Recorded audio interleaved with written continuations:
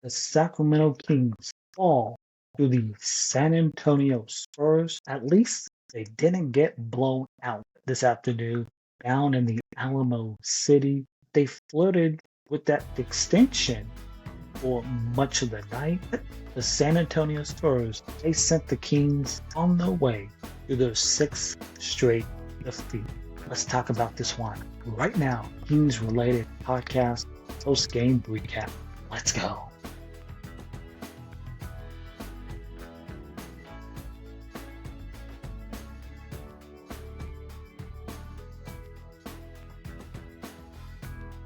What is up, everyone? Welcome back to another episode of our Kings related podcast, wherever you may be. In this post game recap of the Sacramento Kings' sixth straight loss and their second straight to begin this 5 road trip to the San Antonio Spurs. First, before we get into that recap, please hit that thumbs up button, hit that subscribe button, leave a comment down below if you're watching on YouTube.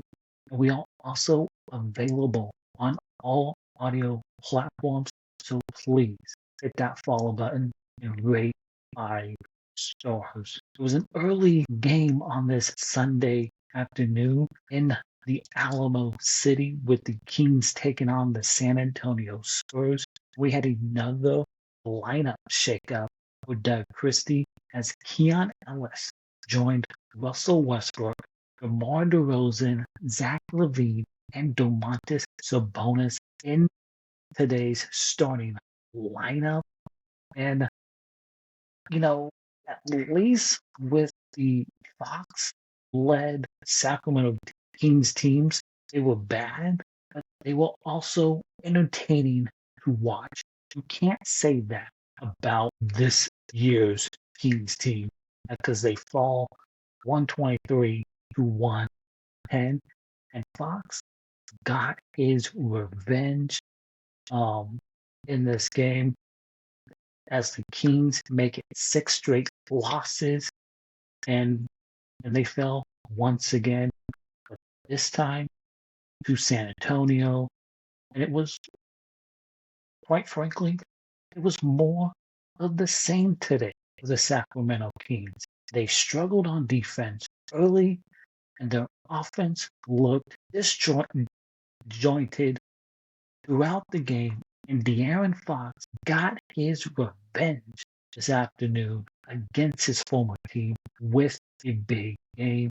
And De'Aaron, 28 points, 11 assists on 11 of 20, shooting for 55% from the field, and he was 50% from 3 for 4 of 8 in this ball game.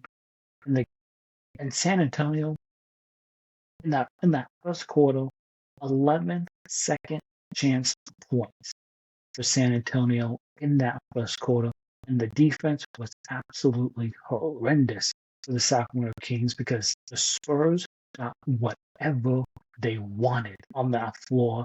It was a little better for the Kings in that second quarter, moving the basketball, moving the ball, player movement. But you were going against San Antonio, who did not have Wembanyama in this game because of a left calf tightness. And Stefan Castle, second-year player for San Antonio, did not return to this game in the second half due to a hip injury. But even though the Spurs were shorthanded and they made it easy work of the Sacramento Kings today, Fox wasn't just him that scored and facilitated, and he looked so comfortable on the court. And he always has been a master at manipulating defenders, doing with his time here in Sacramento and getting to his spot in the mid-range. It was more of the same for Fox today against his former team. And when he knocks down his threes like he did today, he's nearly unguardable as a basketball player. And he wasn't the only one. Another former King had a really good revenge game. And we're talking about Harrison Barnes, 20 points, 7 of 11 shooting from the field, 63%. And Barnes, he hit the Kings both from beyond the three-point arc, 3 of 6, by the way, and when he painted with that patent slow-mo move diving to the paint. Both Barnes and Fox, they looked exactly like they did here in Sacramento when the Kings had success with that duo. But unfortunately, it's no longer here in Sacramento with the Kings. And this time, that took the Kings down because the former duo the Kings used to have. And while the Sacramento Kings, they struggled on the offense today, Rosen had a quiet night, but for a good reason, as this was one of his best games of the year against his former team in San Antonio. Rosen finished 24 assists and 2 rebounds on a very efficient 12 of 15 shooting from the field, 80%. And DeRozan was the only Kings starter who consistently knocked down his shots today, as no other starter who was in the lineup with him shot over 50% from the field. And the problem was that it was almost all 2-point field goals for DeRozan in this game, which we've seen time and time throughout his career and during his time here in Sacramento. And even with the really good efficiency we saw in this game today, it's hard for the Sacramento Kings to keep up with teams when they taking so many 2-point field goals. And it's hard also for the Kings to keep up with other teams when those teams are faster, more athletic, and more tougher than this Kings team is. This team is none of that. They are not that. This Kings team is not athletic. They're not physical enough going against these other teams, and that's a problem in today's NBA. And the second straight game, Dennis Schroeder had a strong game off the bench, and that's where Dennis, in my opinion, is really good. He's not a starting point guard in the NBA. He's more efficient with him coming off the bench and with him being moved to the bench in the last game against Minnesota. So far, Dennis has looked great in that new role off the bench. 14 points, 6 rebounds, and 6 assists today against San Antonio off that Kings bench. And that was against Minnesota. Tonight, 22 points, 6 rebounds, and 5 assists for the Kings tonight against the San Antonio Spurs. And with the starting lineup changes, if they continue with Doug Christie, so far the move with Dennis to the bench has been great for his production shooting the basketball. And Russell Westbrook, who's also had another good game in that starting lineup, 14 points, 9 rebounds, and 7 assists. So the change that Doug Christie made in that game against Minnesota, so far, it could be here to stay if both Russ and Dennis continued to perform well in their new roles, both as a starter and off that Kings bench. And coming up, like, it doesn't get easy for the Sacramento Kings. And even with the few good signs we saw this afternoon, this felt like a drudge for Sacramento. And unfortunately, it doesn't get any easier because you got the defending champions up next, the Oklahoma City Thunder. On Wednesday, the Kings look to snap this 6-game losing streak. I don't think they will do that. This game tonight was not that close as the score may indicate 123 to 110. The Kings didn't get blown out in San Antonio, but they flirted with that distinction for much of this game, playing without Wembanyama, San Antonio was. And the Spurs, they sent the Kings to their sixth straight defeat. And the Kings, they continue to give up monster quarters to their opponent on the defensive end. They also have horrible offensive quarters. And the combination of those two factors early have led to the lopsided deficits. There is very little that this team does well. In the past, we would say that this Kings team is good enough offensively to win any game and also bad enough to lose any game as well. This team is just plain off bad. They are pretty bad to lose any game right now because they don't do anything well at all. And if you look at the Kings and you look at the quarters, San Antonio, 36 points in the first, 31 points in the second, 28 in the third, and 28 in the fourth. It's not great when you're giving up 30-point quarters to your opponents in these games. It's just not great. And with the Kings losing tonight, they fall to 3-11 on this season. 8 games under 500 at their lowest point in their 3 seasons with Fox and Mike Brown, including the 5-game losing streak that got Mike Brown fired last year. The Kings were 5 games 500. They are exceptionally worse off now than they were last year. And we are only 14 games in. And with tonight's loss, the Sacramento Kings are on pace to finish this season at 1864 losses.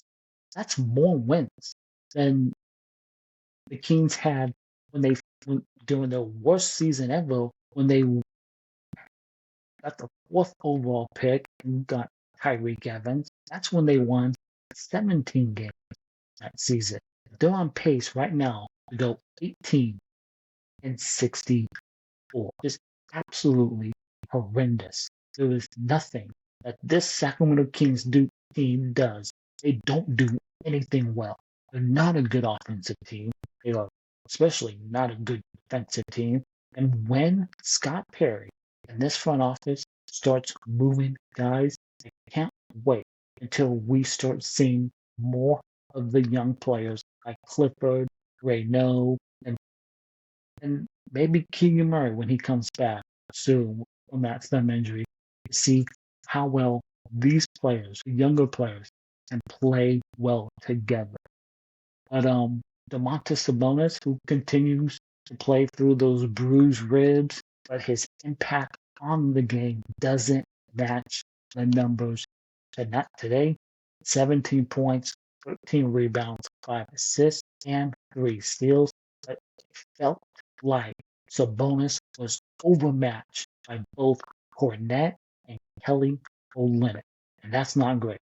And also, Sabonis missed quite a few shots around the basket in this game. And Malik Monk, who I think finding his groove again after struggling these last few games. Malik had a nice bounce back game after going scoreless in the last game against Minnesota. He seemed to get comfortable playing alongside Dennis Schroeder off the bench with that second unit, finishing with 16 points. And the shooting numbers were not great from Monk, but the energy is always there when you're talking about Malik Monk. And the Kings, they fall 123 to 110 to score maybe just a 13-point game, but it wasn't that close as the score indicates. And the Kings are now 3-11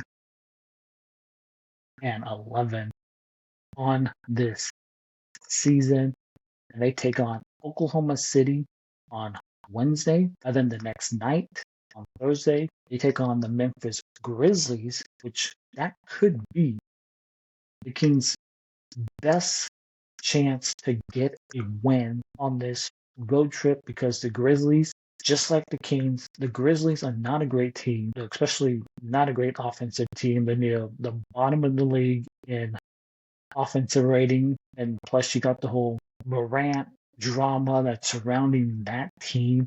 In my opinion, if I was Memphis, I would trade John Morant. I would not want that headache for the entire season this year. And then to finish off this road trip, you take on, yes, the Denver Nuggets to close out another 5-game road trip, with the best win being on a second night of a back-to-back could be on Thursday against the Memphis Grizzlies. So Kings extend their losing streak to 6 games. They're on pace to win 18 games.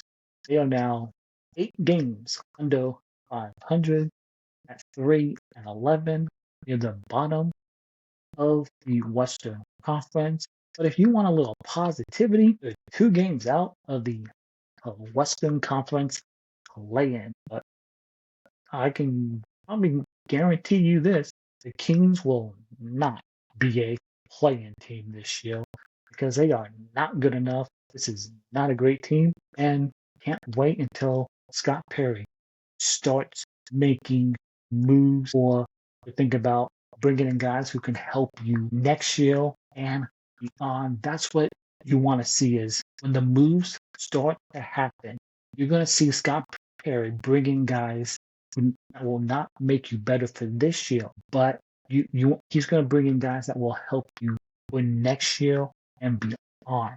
That's just 2-year window to really before you get DeRozan off your books, Levine off the books. I don't think Sabonis is going anywhere. So Kings lose again. The beam is in the dust. It is not lit. Hasn't been lit in a while.